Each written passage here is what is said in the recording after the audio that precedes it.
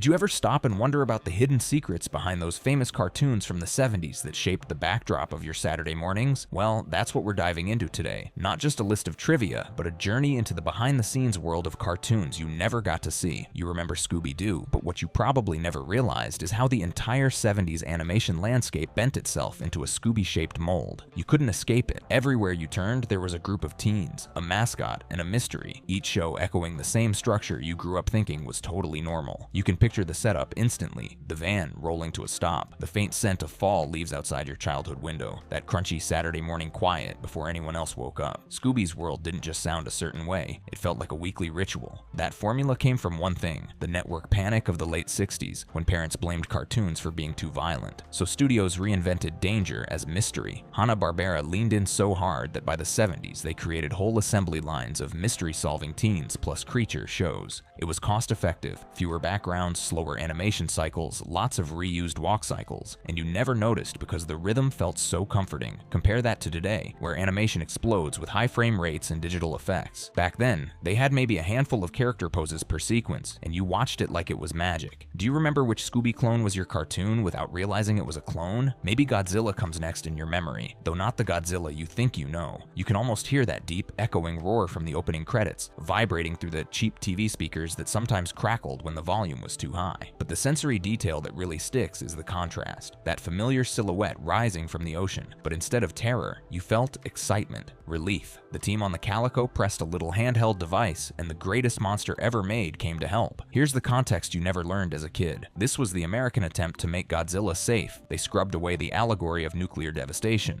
the rage, the destruction, and reframed him as a Saturday morning superhero who battled other creatures instead of cities. Today, when Godzilla films lean into spectacle and destruction, it feels wild to remember he once acted more like a giant, scaly, fire-breathing babysitter who showed up when humans needed a hand. Did you ever wonder why summoning him looked so simple, almost like calling a friend on a walkie-talkie? Then there was Jabberjaw, the kind of show you didn't question as a kid because it simply made sense in that surreal way 70s cartoons just did. You can still hear the clang of his drum set, the goofy nook nook nook Curly Howard style laugh, that watery echoing backdrop of an underwater city. Everything felt slightly bubbly, slightly muted, like the whole show lived behind aquarium glass. But here's the truth behind that sensory memory. Jabberjaw existed entirely because Hollywood was terrified and fascinated by Jaws. The movie changed culture overnight, and Hanna-Barbera wanted something fast, something recognizable, something safe for children. So they made a shark, but gave him bandmates, a futuristic setting, and zero desire to eat anything except punchlines. And because animation budgets were tight, most episodes reused entire sequences, running scenes, swimming scenes, chase loops, like visual stencils. You never noticed because the rhythm of it was soothing, like watching the same ride go around at a carnival. Think about it. Didn't it always feel like Jabberjaw was running down the same corridor? Now picture Laugh Olympics. Before the theme song even started, you knew exactly how it felt. Frantic energy, the bright cheers of a faux stadium, the announcer's voice booming like it traveled through a tin megaphone. This wasn't just a cartoon, it was an event. It was the closest thing kids had to a cinematic universe long before anyone said those words. Yogi Bear rubbing shoulders with Scooby-Doo, Captain Caveman sprinting alongside Blue Falcon. It felt impossible and yet completely normal to your childhood mind. The reality behind the scenes? This was Hanna-Barbera discovering just how huge their character library had become. Over 45 characters packed into a single format that borrowed from ABC's Battle of the Network Stars. It was a crossover built to boost ratings, reduce production costs by grouping characters, and give shows that were fading a second life. Now compare that to today's crossovers where studios negotiate rights, branding, and millions of dollars. Back then, the same handful of voice actors simply walked down the hall to voice half the cast in one recording session. Do you remember cheering for a specific team without ever questioning why the really rottens were always so terrible? Then you had Super Friends, a show that probably made you feel like you were witnessing something monumental even though you didn't know why. You remember the deep heroic music, the bright red, blue, and gold tones that practically glowed from your screen, and the way the Hall of Justice felt like the center of the universe. But if you're honest with yourself, you spent just as much time watching Wendy, Marvin, and their floppy-eared dog as you did Superman or Batman. You can almost feel their plaid clothes, the gentle softness of their character designs, how they always looked like they'd be right at home in an after-school special. They weren't in the comics. They weren't even based on anything. They were invented because networks insisted that superhero shows needed kid entry points, characters you could project yourself onto. The idea was simple. If you couldn't fly or throw a lasso of truth, you could at least imagine hanging out in the Hall of Justice solving small mysteries. Contrast that with today, where superhero media leans so heavily into lore that there's barely room for ordinary kids. Back then, it was the kids who got you in the door. Did you ever wonder why the Wonder Twins felt like such a relief when they finally replaced Wendy and Marvin? And then came Josie and the Pussycats. You didn't just watch that show, you could almost feel its rhythm in your chest. Those bright, crisp pop song hooks with tambourines and simple guitar riffs stuck in your head the way commercials do. The orange and black costumes, the high-energy chase sequences, the exaggerated sound of footsteps slapping against metal spaceship floors or jungle soil. It was sensory sugar. But the truth is, the music you heard wasn't just background filler. Real musicians were hired. Actual records were pressed. The band wasn't merely fictional, it lived in the real world in a way you probably didn't know. Capitol Records released albums tied directly to the show, and the harmonies you heard were crafted to sound like radio hits. Compare that to now, when animated bands are nostalgic novelties. In the 70s, they were experiments, ways to merge pop culture with youth marketing. Do you still remember one of the songs, even if the lyrics are fuzzy now? Here's your next memory, Hong Kong Phooey. You can almost hear Scatman Crothers' voice. Bouncing around the room, lively, musical, warm. You remember the soft, whooshing sound effects that made every move, no matter how clumsy, feel martial arts adjacent. What you didn't realize was how intentionally chaotic it all was. The show rode the massive wave of 70s kung fu mania, but the animators leaned hard into slapstick because detailed fight choreography was too expensive and time-consuming to animate. Limited animation meant broad movements, reused kicks, repeated flips. Back then you didn't notice, you just felt the thrill of something that felt new. Martial arts, but silly, effortless, almost musical. Today, martial arts animation is crisp, fast, realistic. In the 70s, a single high kick cycle might be reused across multiple episodes. Do you remember thinking that Hong Kong Phooey was actually good at kung fu, right up until the moment you realized he never really landed a move? Think back to the way Schoolhouse Rock slipped into your Saturday mornings without warning. You'd be deep in a cartoon lineup, then suddenly the screen shifted to bright primary colors, bold outlines, and a voice singing directly to you. Catchy, slightly twangy, with that unmistakable 70s warmth. You didn't realize at the time that something educational was happening. You were just humming along to Conjunction Junction or I'm Just a Bill, without noticing the grain of the vocals or the popping bass line that made everything feel alive. Each segment smelled a little like freshly sharpened pencils and felt like recess on a sunny day. The truth was more deliberate. ABC needed to satisfy new educational requirements, and an ad executive noticed his son could memorize Beatles lyrics but not multiplication tables, so composers and animators teamed up to create bite-sized lessons disguised as earworms. Compare that with today's educational content. Polished, algorithm-friendly, often digital. Back then, the charm sat in the imperfections. Hand-drawn lines wobbling slightly, ink that wasn't perfectly contained, voices recorded with a rawness you can still feel. What's the first Schoolhouse Rock lyric you instantly remember without trying? Now think about Wait Till Your Father Gets Home, the show you probably didn't understand fully as a child but felt strangely grown up. You can recall the living room furniture, oversized, earth-toned, textured like the vinyl couches everyone's grandparents had. The laughs felt different too, sharper, less silly. That sensation came from its primetime roots. It was the first adult-oriented cartoon from Hanna-Barbera since the Flintstones, and it didn't hide from the real world. Inflation, generational clashes, feminism, politics, these themes slipped in, just soft enough that you watched without noticing you were sitting in the room with adult conversations playing out in animated form. It was a bridge between eras, long before adult animation became common. Today, shows like The Simpsons or Family Guy are unmistakably for grown-ups. But Wait Till Your Father Gets Home had to sneak in those ideas under a warmer, more familiar style. Do you remember how you felt watching it, like you were eavesdropping on something meant for older kids? Now picture the Roman holidays. You can almost feel the dusty sunlight of ancient Rome, the clatter of wooden wheels over cobblestones, and the warm, slightly echoing sound. Design that made every footstep sound like it belonged in a school play. This was Hanna-Barbera dipping back into their bag of tricks, the Modern Family in Ancient Times formula that worked for the Flintstones. But instead of dinosaurs doubling as appliances, you got chariot traffic, neighbors dressed like gladiators, and a setting that felt both historical and strangely suburban. The real reason for this shift? Networks wanted reliable hits, and Hanna-Barbera figured historical sitcoms were safer than risky new ideas. They recycled timing sheets, animation cycles, even background layouts to keep costs down. Today, animation thrives on originality and massive budgets, but in the 70s, your childhood entertainment lived on shortcuts you never noticed because the stories felt cozy, familiar, like slipping into a world that didn't ask you to think too hard. When you think back to it, do you remember the characters or just the feeling of that dusty Roman sun?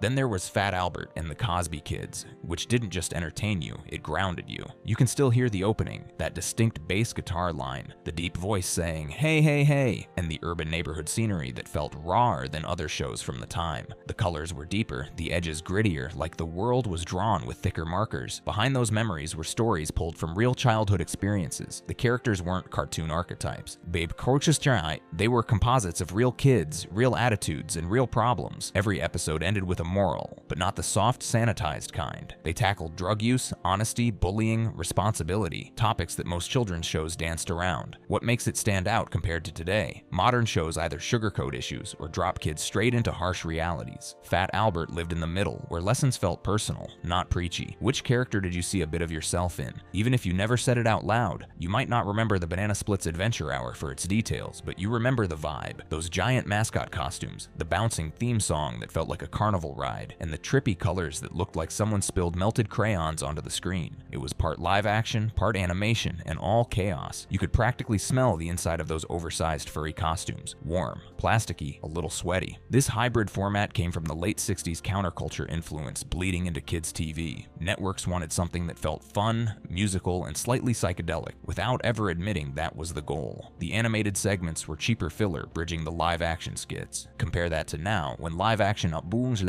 animation hybrids are rare and usually expensive prestige projects. Back then, the rough stitching between formats was part of the charm. Do you still hum tra-la-la la-la-la-la under your breath when you think about it? Now think about Dynamutt, Dog Wonder. You can practically hear the mechanical whirring of his gadgets, that clunky metallic sound design that made every malfunction feel like a wind-up toy unraveling. Dynamutt wasn't sleek, he wasn't cool, he was a mess, and that's what made him lovable. The show parodied superhero tropes by leaning into every possible malfunction. A grappling hook that shot the wrong direction, a robotic arm that got stuck, a jetpack that sputtered. Animation shortcuts made each mistake feel bigger, exaggerated, and funnier. It aired alongside Scooby-Doo, which is why the two shows share the same pacing, the same character silhouettes, even the same animation rhythm. Cost saving meant all their cartoons used a shared visual vocabulary. Now compare that with today's superhero parodies. Fast, meta, saturated with references. Dynamutt's comedy lived in its simplicity. A gadget would break, Blue Falcon would groan, and you would laugh because it felt like something you could accidentally do if you had a backpack full of untested inventions. What was your favorite Dynamutt disaster? The one you can still picture. Now imagine the booming Captain Karaviman yell vibrating across your living room. You can see him. A tangle of hair, a huge club, a body that didn't obey physics. His club was packed with gadgets that popped out at random, buzzing, whirring, chiming like a prehistoric Swiss Army knife. Captain Caveman first appeared in the Laugh Olympics lineup, but he got his own spin-off because kids loved the chaos. His segments followed the same Teen Sleuth formula, but the twist was the unpredictable bursts of power. The animators reused the same stock animation of his transformation to save money, but as a kid you felt that moment every time, as if the screen shook for real. Today's shows throw visual effects everywhere, but back then, one explosion or transformation felt monumental. You waited for it, you anticipated it. Do you remember trying to shout, "Captain Caveman," with the same lung power? Now shift to the new adventures of Gilligan. The sound of waves in the background, the bright tropical palette, and the familiar voices, most of the original cast returned, made it feel like a soft, gentle reunion with something you didn't know you missed. The show added Snubby the monkey, and you remember that high-pitched chatter cutting through scenes like a tiny alarm clock. Behind the beachy nostalgia was a very 70s twist, environmental lessons. This was the decade where ecology messaging suddenly became a national priority. So Gilligan and the gang taught you about pollution, conservation, and respecting nature, all wrapped inside shipwreck slapstick. Compared to today's educational cartoons, which often feel engineered, this one had a quieter sincerity. It was still goofy, still simple, but its heart was pointed in a new direction. Do you remember the smell of Saturday mornings when this show came on? Cereal, sunlight, and a little bit of ocean breeze from your imagination? Next came the Pebbles and Bam Bam show, a shift that felt strange at first, seeing characters you knew as babies suddenly walking, talking, dating, and joining a rock band. You can still hear the simple pop melodies their band played, the clacky, Stone Age sound effects layered onto every instrument, and the warm, textured backgrounds of Bedrock High School. The show capitalized on the teen band craze of the era, the same wave that carried Josie and the Pussycats, and animators reused huge portions of early Flintstones assets, bedrock buildings, landscape loops, character profiles, anything to stretch the budget. Today, aging up characters is a novelty. Back then, it was an experiment to refresh a franchise with minimal cost. But to you as a kid, it felt like visiting old friends who suddenly had new problems, ones that felt a little closer to your own.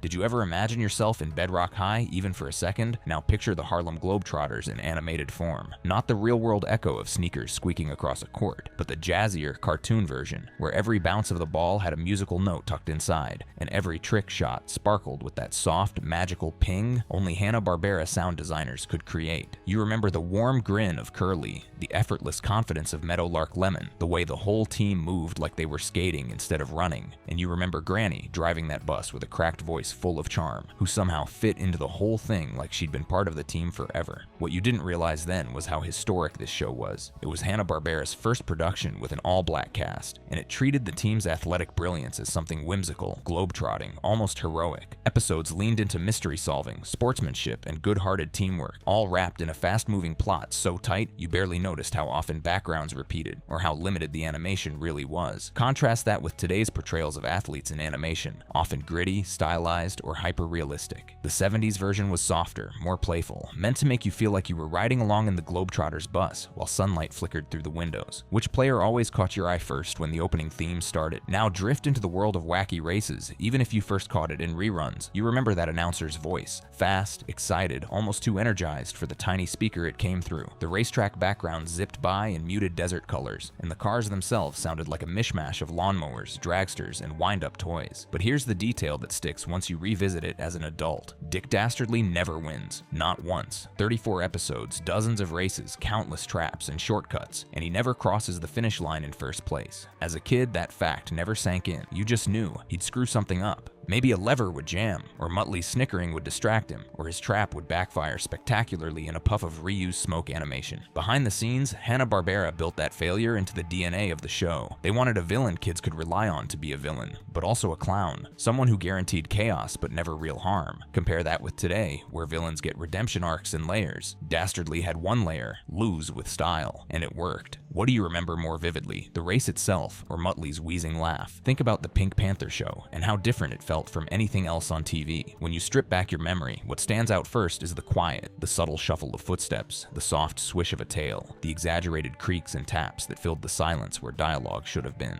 It created a strange intimacy, like the show whispered jokes directly to you. The Pink Panther didn't need words. He used timing, music, and small gestures that hit harder because you had to watch closely. The color palette was minimalist, the backgrounds deceptively simple, and Henry Mancini's jazz score flowed through it like a sly smile. What you didn't know was that this pantomime style wasn't just artistic, it was efficient. Animators could reuse long stretches of movement, and the lack of lip syncing meant fewer hours spent adjusting frames. But the effect was magical, not cheap. The absence of talking pulled you closer, forcing your imagination to fill the spaces. Today, animation rarely goes silent. Dialogue fills every second. But the Pink Panther lived in the quiet, where you could hear your own breathing while waiting for the next gag to land. Do you remember leaning in just a little when he tiptoed across the screen? Then, there was Battle of the Planets, which didn't feel like any other show from your childhood, even if you couldn't articulate why. You remember the way the colors glowed, bright reds, deep blues, sharp whites. You remember the sweeping space battles, the swirling stars, the upbeat electronic sound design that hummed like a neon sign. And you remember 7 Zark 7, the little robot narrator inserted between scenes with a voice that sounded like a cheerful, overworked operator trying to keep the universe running. The truth is that you were watching a heavily altered version of Japan's Gatchaman, a darker, more intense series, American. Networks scrubbed away the violence, edited out explosions, and added the robot segments to explain missing plot points. Even the characters' motivations were softened to meet children's TV standards. What you got instead was a hybrid, half superhero squad, half space opera, all wrapped inside the comforting structure of late 70s sci-fi optimism. It felt bigger than other cartoons, more serious, more dramatic, even though you watched it with sticky hands and cereal crumbs on your shirt. Compare that with today's anime imports, which usually arrive intact, celebrated for their authenticity. Back then, you had no idea you were watching a reimagined version stitched together from two worlds. Did you ever sense, even as a kid, that this show felt a little different? Now think about how all these shows existed in a kind of shared sensory world. Warm analog static, recycled sound cues, soft palettes that bled at the edges, and music that lived somewhere between rock, jazz, and circus. And now, stepping back from the whole decade, you start to realize how the 70s shaped the way you watched animation. Even when you didn't know it, those cartoons didn't just fill time, they built your imagination from the inside out. Every show carried its own mood, its own rhythm, its own sensory fingerprint. And even when you didn't understand the production tricks, the recycled backgrounds, the repurposed sound effects, or the corporate motives behind each series, you felt the result. You lived inside it. So let's land this journey by revisiting the last threads of that era's tapestry, because every Saturday morning memory you still carry is rooted in a detail you didn't realize meant something at the time.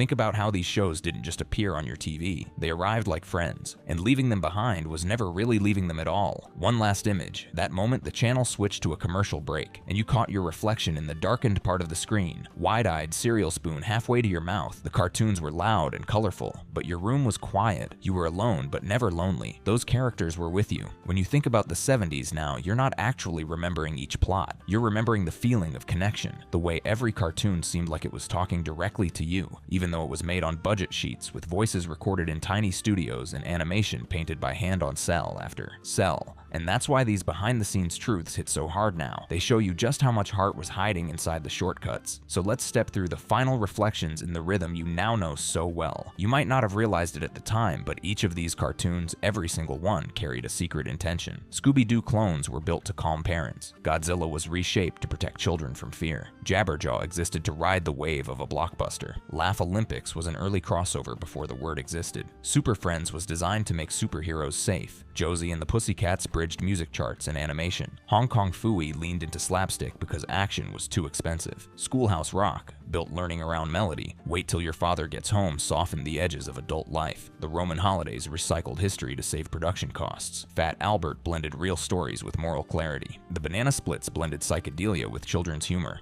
Dynomutt mocked the genre it lived inside. Captain Caveman hit a tech gimmick in a prehistoric joke. Gilligan's Animated Island carried the 70s eco-message. Pebbles and Bam Bam aged characters into your world. The Harlem Globetrotters broke ground without telling you it was groundbreaking. Wacky Races taught consistency through absurdity. The Pink Panther trusted silence where others relied on noise. Battle of the Planets showed you a different culture long before you knew. Each one pulled you in through a door you didn't realize was there. Now imagine yourself sitting cross-legged on that old carpet again.